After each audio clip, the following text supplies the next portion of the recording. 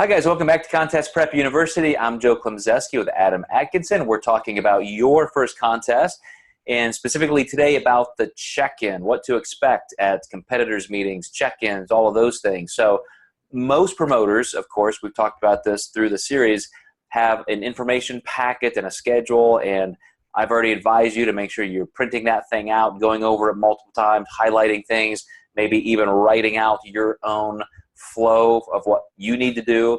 But let's talk about that check-in meeting. What happens there, Adam, when you're walking in there for the first time? What can a competitor expect?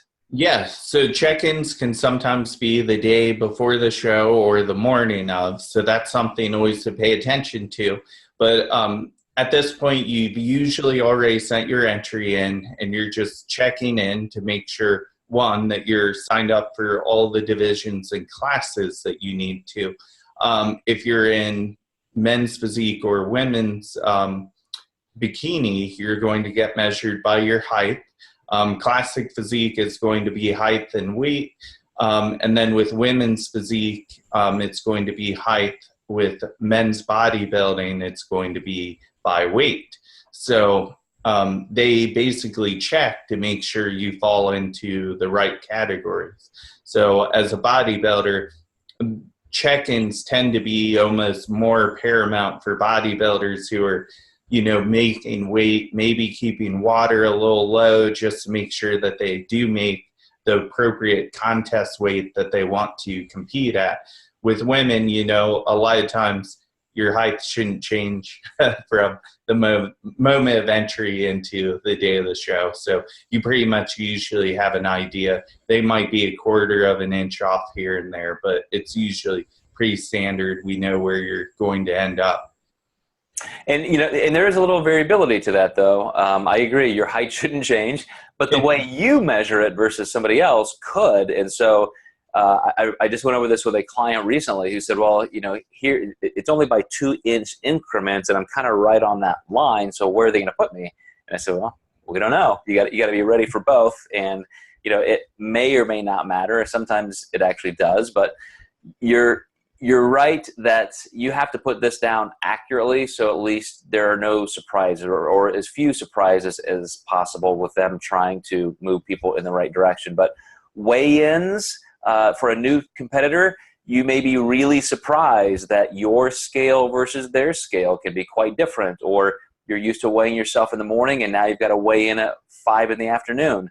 So you got to really anticipate that, especially if you're close to a cutoff that you want to make, and you may end up, needing to withhold a little water or food or something like that, or, all kinds of things can happen.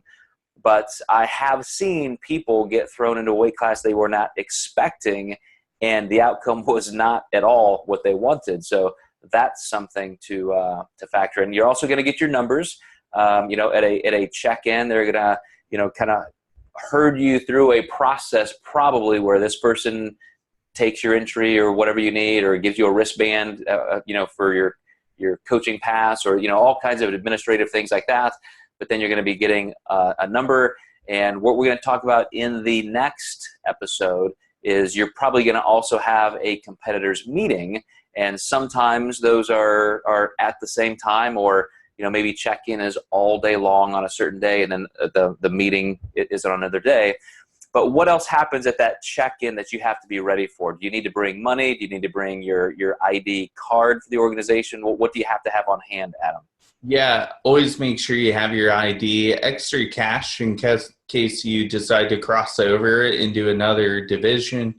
Also, sometimes competitor numbers are given out the next day, so just paying attention on, if you don't have a number, definitely ask and say, hey, I didn't get a competitor number yet. Is that happening tomorrow?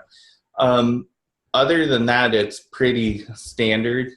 Maybe getting backstage passes just along with the number. Sometimes even if you look tan, they won't let you backstage unless you have like a lanyard that they give you at check-in. So that's something to really make sure that you have so you can get back there to compete.